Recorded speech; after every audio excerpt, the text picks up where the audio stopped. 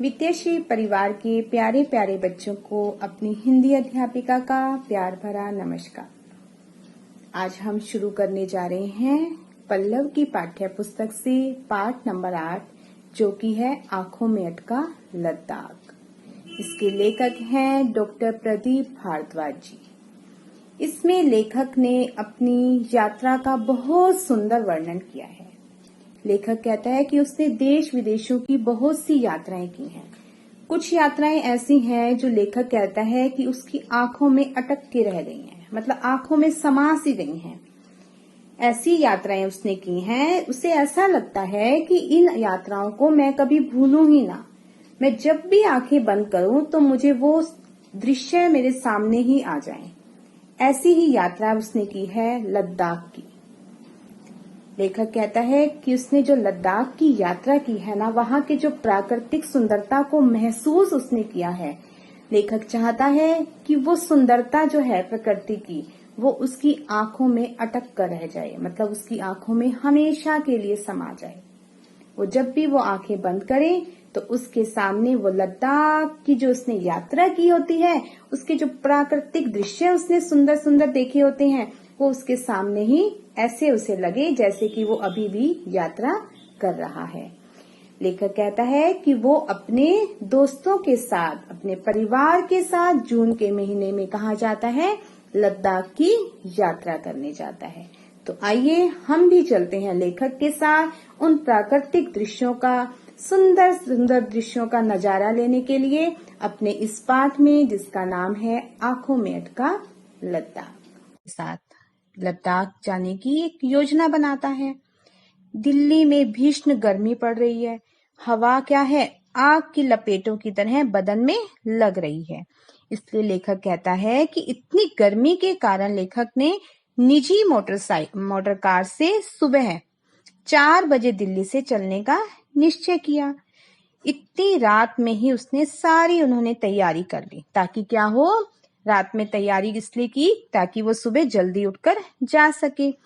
रात में क्या होता है, 1-2 बार घड़ी में समय भी देखते हैं। जब कहीं जाना होता है तो हमें बार बार हमारी नींद खुलती है कि क्या समय हुआ, देखें कहीं ऐसा तो नहीं हम लेट हो जाएं। तो लेखक कहता है कि वही हालत उसकी होती है।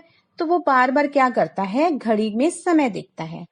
सुबह लगभग 3:30 बजे अलार्म के साथ सब उठ जाते हैं, लेखक, पत्नी और दोनों बच्चे। अब क्या होता है, घर से निकलते निकलते 5 बज जाते हैं। तो लेखक कहता है मैं अपने मित्र को, परिवार को लेकर यात्रा के लिए निकल पड़ता हूँ। आकाश में अभी तारे नजर आ रहे होते हैं, क्योंकि 5 बजे का समय है। अभी क्या है, थोड़े थोड़े तारे हमें दिखाई दे रहे हैं आकाश में। मगर धीरे धीरे क्या होता है, अंधेरा छटने लगता है, मतलब अंधेरा खत्म होने लगता है और सूरज निकलना शुरू हो जाता है। अब वो कहता है लेखक कि हमने लगभग 70 किलोमीटर की दूरी तय कर ली थी। जब तक सूरज निकला तब तक हमने 70 किलोमीटर की दूरी तय भी कर ली। और दिल्ली से लद्दाख की दूरी कितनी है, लगभग 2400 किलोमीटर है। और लेखक कहता है कि 500 किलोमीटर की दूरी तय करके जम्मू पहुंच गए। लेखक कहता है कि रात को हमने वहीं आराम किया और अगला हमारा जो पड़ाव था वो क्या था, श्रीनगर था। जम्मू से लगभग 350 किलोमीटर श्रीनगर। मेरे मित्र को पहाड़ों पर यात्रा करने में चक्कर आते थे। आपने भी देखा होगा, आपने खुद भी आप जब भी कभी आप लोग भी गए होंगे पहाड़ों पे यात्रा करने, तो क्या होता है कि कुछ लोगों को वहां पर पहाड़ों में यात्रा करते समय चक्कर आने लगते हैं। तो वही हालत लेखक के मित्र की थी। तो लेखक को इस बात का पता था, इसलिए लेखक कहता है कि मैंने पहले से ही उसके लिए दवा गोलियों का इंतजाम कर लिया था, जिसका मेरे मित्र को बहुत अधिक लाभ हुआ। उसके बाद लेखक कहता है श्रीनगर पहुंचकर हम डल झील पहुंचे। बहुत से पर्यटक हैं वो डल झील को देखने के लिए आते हैं। डल झील में चलते फिरते घर थे। डल झील में कैसे घर हैं, चलते फिरते घर में को क्या कहा जाता है, शिकारा कहा जाता है। उसमें सैर करके, किसमें सैर करके, शिकारा में सैर करके हम कहां पर पहुंचे, सोनमर्ग की ओर हम बढ़ गए। लेखक अगले दिन घोड़े पर चढ़कर पहाड़ी पर चलता है अपने मित्रों और दोस्तों के साथ। पहाड़ों पर पहुंचकर क्या होता है, 4 पहिए से चलने वाले स्कूटर का वो आनंद लेता है। कुछ बच्चे क्या करते हैं, बर्फ के गोले बनाकर एक दूसरे पर फेंक रहे होते हैं। रात को हम क्या, लेखक कहता है कि रात का समय होता है जब हम ये सारे दृश्य देखते हैं, डल झील देख लेते हैं, पहाड़ों का आनंद लेते हैं, तो रात को हम क्या होते हैं, वापस अपने होटल में आ जाते हैं। अगले दिन सुबह लेह के लिए रवाना हो जाते हैं। कारगिल से पहले क्या आता है, द्रास आता है। कारगिल रास्ते में आता है, उसे देख वहां पर उससे पहले क्या आता है, द्रास आता है। द्रास क्या है, भारत का सबसे ठंडा स्थान है। उसके बाद तोलालिंग की पहाड़ियों के पास क्या बना हुआ है, Kargil war memorial. Kargil war memorial कहाँ बना हुआ है, तोलोलिंग की पहाड़ियों के पास बना हुआ है। और उसमें क्या करते हैं, वो वहां पर शहीदों को श्रद्धांजलि भी देते हैं। कारगिल से लेह के लिए अब वो रवाना हो जाते हैं। तो लेह से पहले एक अनोखा सा पर्वत आता है। लेखक कहते हैं जब हम लेह की ओर बढ़ते हैं तो वहां पर उससे पहले एक अनोखा सा पर्वत आता है। उस सुंदर नजारे को देखने के लिए वो क्या करते हैं, सभी अपनी गाड़ी से उतर जाते हैं। तो गाड़ी क्या होती है, जब वो सब उतरते हैं तो लेखक क्या देखता है कि जो गाड़ी है ना वो पीछे की ओर चलने लग जाती है। तो क्या होता है, दौड़कर जब वो देखता है लेखक की गाड़ी पीछे की ओर जा रही है, तो लेखक क्या करता है, दौड़कर गाड़ी के ब्रेक लगा देता है ताकि गाड़ी आगे की ओर ना जाए। तो पता चला कि ऐसा क्यों हो रहा है। वहां सड़क से लगभग 5 किलोमीटर की दूरी पर क्या है, एक चुंबकीय पहाड़ी थी।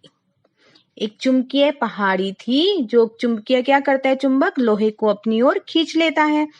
यह जानकर सब हैरान हो जाते हैं। उस चुंबकीय पहाड़ी के कारण ही लेखक की गाड़ी क्या हो रही थी, अपने आप पीछे की ओर जा रही थी। तो इसी कारण से इस पहाड़ी को मैग्नेटिक हिल भी कहते हैं। पहाड़ी और लेह के बीच क्या बना हुआ है, एक गुरुद्वारा पत्थर साहिब बना हुआ है, जहां पर लेखक कहता है हम सभी ने वहां पर माथा भी टेका। उसके बाद वो कहाँ पहुंच गए, लेह पहुंच गए। हमने वहां पर क्या क्या देखा, लेखक कहता है जब हम लेह पहुंचे तो हमने वहां पर बौद्ध भिक्षुओं, लामाओं और बौद्ध मंदिरों को भी देखा। यह सब क्या था, यह सब लद्दाख का क्षेत्र था। लद्दाख का अर्थ क्या होता है, याक, अर्थात एक भैंसे जैसा जानवर, जो क्या है इस क्षेत्र में बहुत अधिक पाया जाता है। और वहां के लोग क्या कहते हैं, याक याक, यानी लद्दाख। लेह के बाद लेखक कहता है हमें 2 जगह जाना था। वो 2 जगह कौन कौन सी थी, चांगला टंगस्ती के रास्ते से पेंगांग झील देखने, मतलब पेंगांग झील देखने के लिए किस रास्ते को चुना, चांगला और टंगस्ती के रास्ते से उन्हें जाना था। और खरदुंगला के रास्ते नुब्रा वैली की ओर। इन क्षेत्रों में घूमने के लिए पहले क्या होता है, अनुमति लेनी पड़ती है, इजाजत लेनी पड़ती है इन क्षेत्रों में घूमने के लिए। तो लेखक कहता है कि ये सब हमें पहले से पता था, तो हमने अनुमति लेकर रखी हुई थी। अब जो लेह से खरदुंगला जब हम पहुंचे, तो खरदुंगला जो है ना वो समुद्र तट से 10,830 फीट की ऊंचाई पर है। और यह भारत की सबसे ऊंची सड़क है जिस पर क्या होता है, मोटर गाड़ी चल सके। इस सड़क पर क्या होता है, बर्फ जमी होती है। और लोग क्या करते हैं, बर्फ जमे होने के कारण लोग क्या करते हैं, पहिए में जंजीर लपेटकर गाड़ी को चलाते हैं ताकि गाड़ी जो है बर्फ पर ना फिसले। अपनी गाड़ी के पहियों की हवा भी कम कर दी, कह रही है लेखक कहते हैं हमने अपनी गाड़ी के जो पहिए थे उनकी हवा भी कम कर दी थी। वहां पर ऑक्सीजन की मात्रा भी बहुत कम होती है, इसलिए वहां 10 मिनट से ज्यादा किसी को भी रुकने की ना अनुमति नहीं होती, क्योंकि ऑक्सीजन की कमी है, जिस कारण से किसी को कोई दिक्कत ना हो तो सिर्फ 10 मिनट रुकने की ही इजाजत वहां पर होती है। लेखक कहते हैं वहां के घरों और होटलों में ऑक्सीजन का जो सिलेंडर है वो रहना, उसे रखना सामान्य सी बात है। लेह और नुब्रा वैली के बीच विचित्र दृश्य थे। लेखक कहते हैं जब हम ये यात्रा करते हैं तो लेह और नुब्रा वैली के जो बीच के जो दृश्य होते हैं ना वो बहुत ही विचित्र होते हैं, बहुत अद्भुत होते हैं। उसे देखने में ना बहुत ही आनंद आता है, जो हर मिनट में अलग नजर आते हैं। कहीं रेत, कहीं बर्फ, कहीं नीला आसमान, सब कुछ कहता है कि इतना सुंदर लग रहा होता है। लेह और नुब्रा वैली के बीच की दूरी कितनी है? 150 किलोमीटर है। अब इन दृश्यों का नजारा, इन दृश्यों का आनंद लेने के बाद लेखक कहता है कि दूसरे दिन हम कहाँ पहुंचते हैं? पेंगांग लेक देखने पहुंचते हैं। पेंगांग है, इसका आधा क्षेत्र भारत में तथा आधा चीन में आता है। इसका स्वच्छ जल नीला और खारा है। साफ जल कैसा है? नीला है और खारा है। इतनी ऊंचाई पर साफ एवं खारा जल एक रहस्य बना हुआ है। कहते हैं इतनी ऊंचाई पर है और इतना साफ है और खारा है, वो कहते हैं एक रहस्य की बात बना हुआ है। इसकी देखभाल कौन करता है? पेंगांग लेक की भारतीय सैनिक करते हैं। और इसके आसपास सुंदर पक्षी भी रहते हैं। वो पक्षी देखो क्या करते हैं, उन पक्षियों को भी पता है कि पेंगांग लेक की देखभाल कैसे करनी होती है। जो पर्यटक वहां पर उसे देखने के लिए आते हैं, अगर वो उस झील में कुछ लकड़ी, फूल, तिनका या कुछ भी डाल देते हैं, तो ये पक्षी क्या करते हैं, अपनी चोंच से उन सब को, गंदगी जो पर्यटक डाल देते हैं, फूल, तिनका कुछ भी अगर डालते हैं, तो उसे अपनी चोंच से बाहर निकाल देते हैं और उस झील की साफ सफाई को रखते हैं। उसकी सुंदरता का पक्षी भी इतना अधिक ध्यान रखते हैं। लद्दाख के जो लोग होते हैं ना, वो भारतीय कम और चीनी अधिक लगते हैं। वहां पर न तो पेड़ पौधे होते हैं और ना ही खेती बाड़ी होती है। तो ये हैरान कर देने वाली बात होती है कि ना तो पेड़ पौधे हैं और ना ही कोई खेती का साधन है, तो लोग वहां पर आखिर रहते कैसे हैं? उनका जो जीवन इतनी सादगी से भरा होता है, भोलापन होता है लोगों में, और वहां का जो प्राकृतिक दृश्य है ना, वो इतना सुंदर है कि लेखक कहता है वो क्या है, इतने प्राकृतिक दृश्यों को उसने वहां पर देखा अपनी लद्दाख की यात्रा में। तो लेखक क्या अनुभव करता है, लेखक हमें क्या बताता है कि वो प्राकृतिक दृश्य है ना, वो उसकी आंखों में अटके से रह गए हैं। और लेखक क्या चाहता है कि मैं ये चाहता हूं कि ये दृश्य कभी भी मेरी आंखों से कभी भी हटे ना, कभी ओझल ही ना हो। और जब मैं आंखें बंद करूं तो मुझे क्या महसूस हो कि मैं तो अभी भी लद्दाख में ही यात्रा कर रहा हूं और उसकी सुंदरता को अभी भी महसूस कर रहा हूं, देख रहा हूं।